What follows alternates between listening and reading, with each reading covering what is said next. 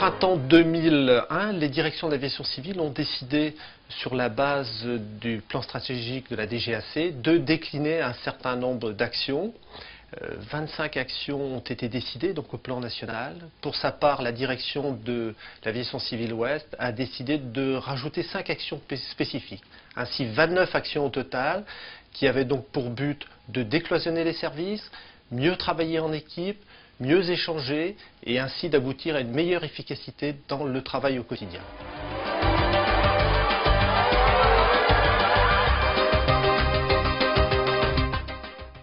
Ce doit être surtout, en tout cas, un outil.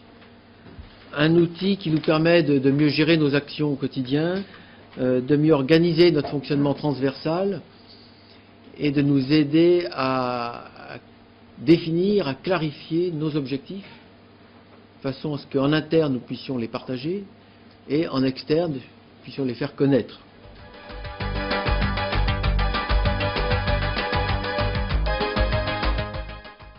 La DAC Ouest s'inscrit totalement dans cette démarche et dans le souci que nous avons de faire en sorte qu'elle corresponde à des actions peut-être plus concrètes que ce qu'elles ont pu être au départ et en tout cas plus proches des préoccupations des acteurs que vous êtes au niveau des services déconcentrés de la DGAC.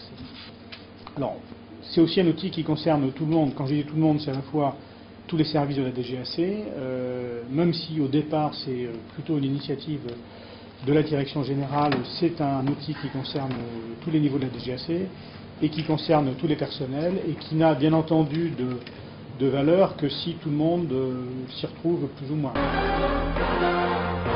Bien entendu, c'est un axe fort du plan stratégique, c'est le développement des compétences individuelles et tout ce qui tourne autour de la formation, des guides aussi. Et là, je vois que, par exemple, les DAC ont fait des choses dans ce domaine, puisqu'il y a un guide aujourd'hui du directeur, il s'appelle Manuel, pardon. Limato, du directeur d'aérodrome. Il y a des guides de la communication, il y en a 2 qui viennent de sortir la semaine dernière. Enfin bon, voilà, c'est des outils de développement des compétences individuelles, on y tient beaucoup. Les compétences collectives, c'est tout ce qui tourne autour du travail en réseau, voir la qualité, ce sont des choses, bien entendu, qu'on essaie de promouvoir dans le domaine du plan stratégique, et bien entendu, tout ce qui tourne autour des ressources humaines et du dialogue social. Je souhaiterais tout à fait que le réseau Qualité DAC soit quelque chose de très actif.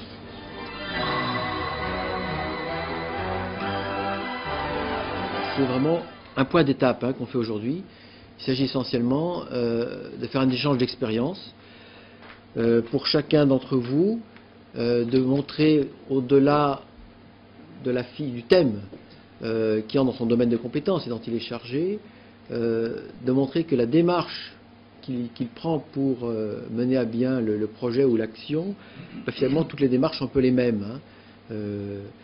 Et donc de bien voir ces similitudes dans la gestion d'un projet.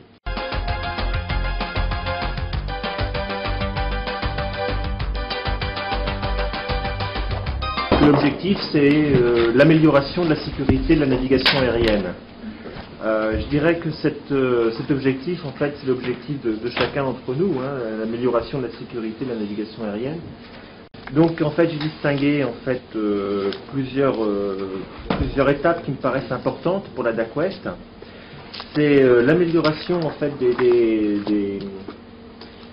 l'amélioration des systèmes ou des équipements des contrôleurs. Ça me paraît quelque chose d'important pour la sécurité de la navigation aérienne. Et j'ai pensé en particulier à l'installation des systèmes Sigma, que ce soit à Brest ou à Deauville. À Brest, a priori, donc l'année prochaine, en 2002, Deauville en 2003. Et puis à Nantes, quelque chose également d'important, c'est le développement du système NA, du système de nouvelle architecture des grandes approches, merci, pas des approches. Donc qu'on a déjà commencé, mais qu'on doit développer donc dans les années futures. En particulier, Nantes s'est proposé pour être site pilote. Je ne sais pas si on sera retenu, mais Nantes s'est proposé pour être site pilote Geisha l'année prochaine. Donc je vous rappelle ce que c'est que Geisha. En fait, c'est l'intégration sur le même terminal des fonctionnalités à la fois SLCT et des fonctionnalités Sigma. Donc ce qui représente pour le contrôleur un seul terminal au lieu de deux, une seule imprimante de strip au lieu de deux. Donc en fait toute une amélioration technique et concrète immédiate. En termes de radionave, et là c'est un projet DAC qui est bien avancé, qui est avancé depuis de nombreuses années, c'est le remplacement en fait des radiobornes, des hauteurs marqueurs, middle marqueurs, par des DME d'atterrissage.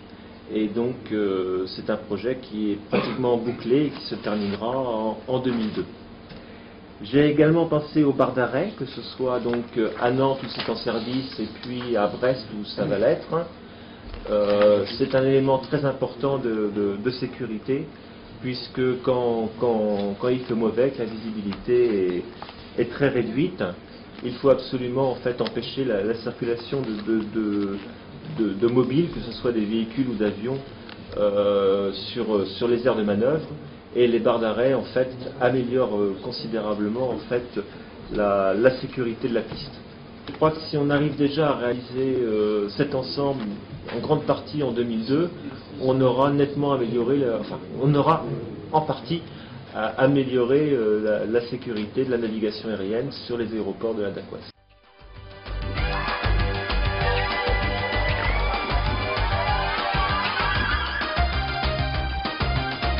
Donc la description du projet, on a dit améliorer leur taux d'expérience navigation aérienne. Ça, c'était l'idée de base qui était présentée dans la fiche que l'on a donnée.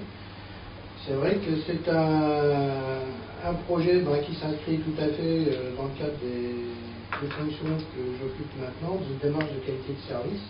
Amener à une prise de conscience, amener, disons, l'action correctrice, non pas par note, par dictat, par un système de communication verticale, mais par une réflexion, je dirais, qui soit partagée par tout le monde. Réaliser 2002, j'espère, 2003 sûrement, un fascicule qualité de service DAC qui permet justement de rendre compte des travaux qui sont faits, des propositions qui ont été établies en collaboration avec les organismes de contrôle, et puis aussi ne pas seulement parler, je dirais, d'incidents et autres, mais mettre en valeur les points positifs qu'on peut trouver à droite à gauche, au travers de ce lien de communication, mettre en valeur aussi tout ce qui peut,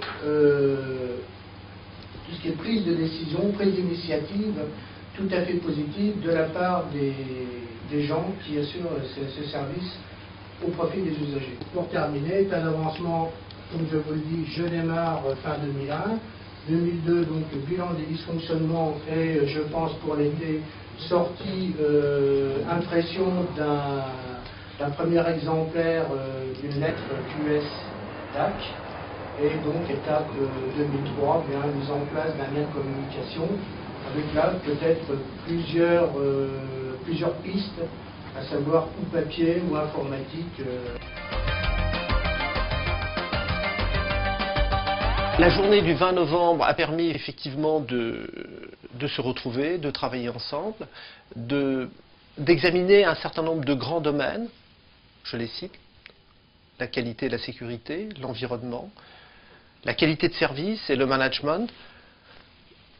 Un certain nombre d'actions ont été évoquées, d'autres actions ont été beaucoup plus fouillées, notamment en ce qui concerne la calibration des aides radio, qui va très rapidement s'inscrire dans une démarche de qualité, en écrivant les procédures. Ainsi, les questions initiales qu'on s'était posées, échangées, communiquées, évoluées. Aujourd'hui, nous trouvons les réponses à travers une démarche de qualité, notamment, qui va permettre de s'inscrire durablement dans l'action au quotidien des agents de la DGAC.